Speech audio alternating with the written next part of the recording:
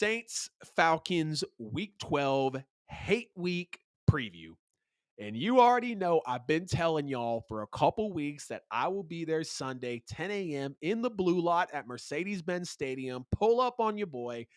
The NFL with AJL will be there with 9 other of his folks, Saints fans, some Falcons fans, family, friends, former coworkers, everybody. There's going to be 10 of us up there at the game. So let's go ahead and preview this thing a little bit, break it down, and then we're going to make our picks and get out of here on episode 55.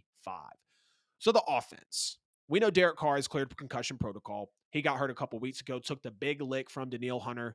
Jameis Winston came in, threw a couple touchdowns, also threw a couple picks, and we got the full Jameis Winston experience. So it's good to have Derek Carr back in. Do I like Derek Carr as a quarterback? No, I don't. Do I like Jameis Winston as a quarterback? No, I don't. The Saints are in quarterback hell. They're in quarterback purgatory, and in 53 years, they've used a first-round pick on a quarterback, or 56 years, they've used a first-round pick on a quarterback one time. It needs to be the second time this year coming up in the NFL draft. I was excited about Derek Carr at first, but it's clear that he's an average quarterback. He's not going to take the Saints very far. And unfortunately, in some points, he will lose the game on his arm for us. But let me get off my Derek Carr pedestal a little bit. I guess, is it a pedestal? I guess it's not, hyping him up. Derek Carr just has to play simple in this game. We're going up against the Falcons defense that is actually some of the best it's been in a long time. And there's not going to be room for mistakes. There's not going to be room for interceptions, strip sacks. The offensive line has to be on it. They've done pretty good over the last month. I think last game was the first game all year that they did not give up a sack on Derek Carr. Now, Derek Carr did get popped after he threw that ball. But the Saints offensive line has been holding up decently. Alvin Kamara, he's going to need to be Alvin Kamara, of course, get active in the screen game, run him some routes as well, be able to give the Falcons hell, make the linebackers miss, shoot past the secondary players as well. I believe Alvin Kamara is going to have things held down. There's no Michael Thomas in this game, though. So I believe A.T. Perry, Rashid Shaheed are really going to have to step up, and especially A.T. Perry. We saw A.T. Perry with the throw from Jameis Winston. We also saw A.T. Perry in preseason as well, who performed very well. And I think A.T. Perry can come into this game and supplement Michael Thomas being out, because he was a steal coming out of Wake Forest, taking him later in the draft, way late in the NFL draft. A lot of people had him high on their draft boards. And Rashid Shaheed also, our Tyreek Hill, our guy that gets out in space, the guy that had the big game against the Colts. Him and Derek Carr have to hook up. They have to be on the same page. And I believe Sheed will be able to hold it down for him. Or hold it down himself. It's going to come down to Pete Carmichael against the Falcons defense, who is really mostly good. They have great rankings in all the major categories: points per game, defensive yards per game, rush yards per game, pass yards per game.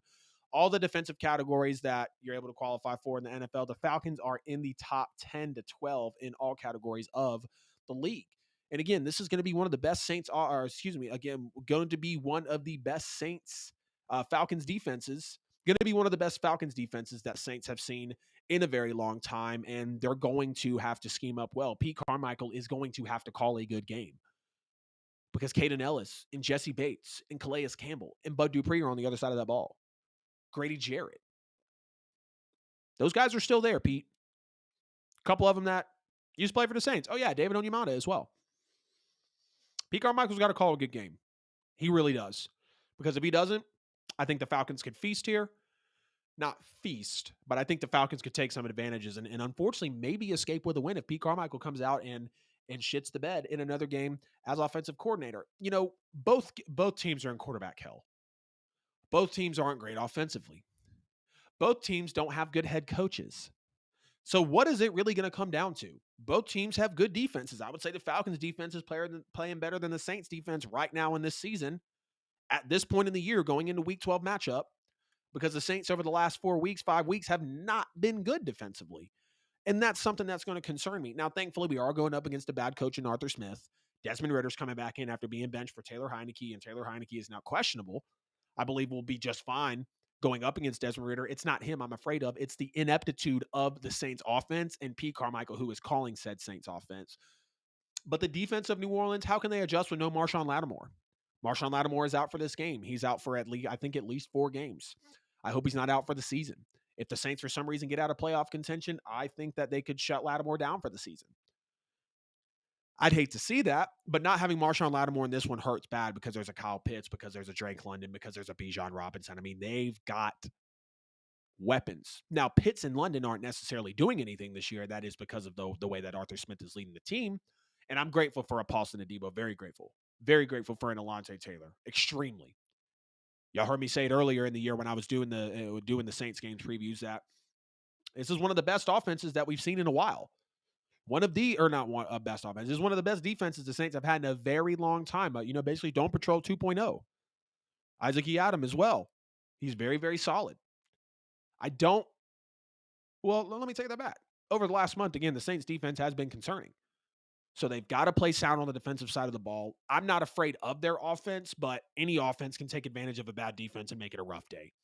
We've seen it. The offense is better than the Falcons. It's got all the pieces to be better realistically, but what are they going to do under under the play calling of Pete Carmichael? So I'm going to take this